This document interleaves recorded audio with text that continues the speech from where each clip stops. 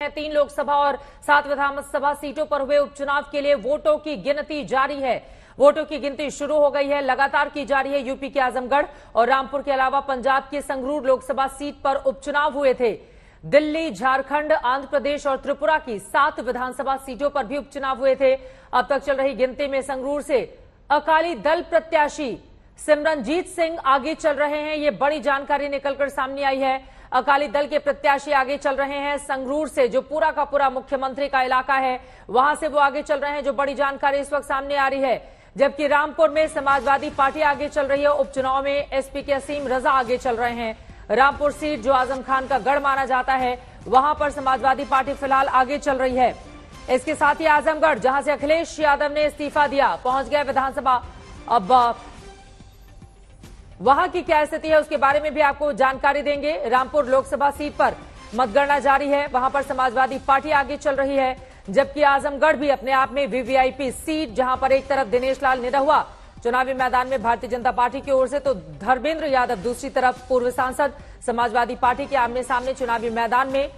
उपचुनाव में रामपुर सीट से फिलहाल समाजवादी पार्टी के असीम रजा आगे चल रहे हैं। ये बड़ी जानकारी इस वक्त निकलकर सामने आ रही है। समाजवादी पार्टी के असीम रजा 767 वोटों से आगे चल रहे हैं। हालांकि अभी सुबह सुबह का ही वक्त है, थोड़ा और इंतजार करना होगा फाइनल आंकड़े क्या रहते हैं। लेकिन आजमगढ़, रामपुर ये दोनों समाजवादी पार्टी के दबदबे वाली सीटें हैं। जबकि पंजाब की जो संगरूर लोकसभा की सीट है, वो मुख्यमंत्री की महत्वपूर्ण सीट, जहां पर खबर यह है कि फिलहाल उस हिस्से पर अभी अकाली दल के उम्मीदवार आगे चल रहे हैं। तो क्या पासा वहां पर पलट जाएगा? क्योंकि हाल ही में जो विधानसभा के नतीजे सामने आए थे, उसके बाद क्लीन स्वीप था पंजाब में। लेकिन संगरूर सीट पर अभी तक की जानकारी के हिसाब से अकाली दल आगे चल रही है।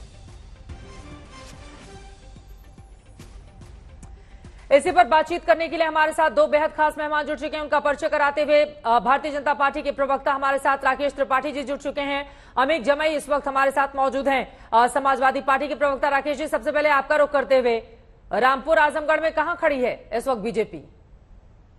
देखिए, अभी तो चित्रा जी, चूंकि पोस्टल बैलेट केवल खुले हैं और पोस्टल बैलेट की गिनती हुई है, इसलिए अभी तो इन रुझानों के आधार पर कुछ कहा जाना, मैं मानता हूं ये ठीक नहीं है। लेकिन जिस तरह से आजमगढ़ में समाजवादी पार्टी के प्रत्याशी धर्मेंद्र यादव सुबह सुबह ही पुलिस प्रशासन के साथ वहां उलझते हुए दिखाई दे रहे हैं, इससे स्पष्ट हो रहा है कि उनके अंदर कितनी हताशा है, कितनी कुंठा है, कितनी निराशा है। हम पूरी तरह से आश्वस्त हैं कि आजमगढ़ और रामपुर दोनों ही जगह पर भारतीय जनता पार्टी का कमल का फूल खिलेगा।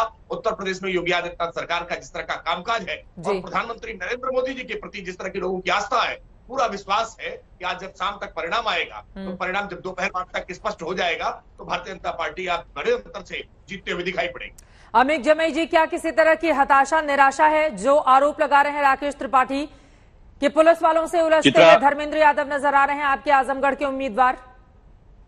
चित्रा, आपका बहुत बहुत शुक्रिया मुझे इस चर्चा में जोड़ने के लिए। देखिए, आजमगढ़ लोकसभा में भारतीय जनता पार्टी को 2022 के चुनाव में ना तो प्रधानमंत्री जी के नाम पे, ना तो माननीय मुख्यमंत्री योगी जी के नाम पर भारतीय जनता पार्टी का आजमगढ़ में खाता भी नहीं खुला।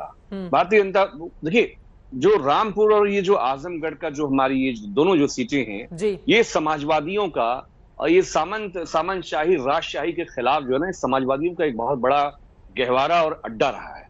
इसलिए मैं आश्वस्त करना चाहता हूं कि ये दोनों सीटें हम बहुत ही अच्छे मार्जिन से हम जीतने जा रहे हैं। और धर्मेंद्र यादव जी के बारे में जो बात हो रही, चित्रा, आप जानती हैं, वो संसद के डायमंड पॉलिटिशियन में माने जाते हैं। एक बहुत अच्छे स्पीकर हैं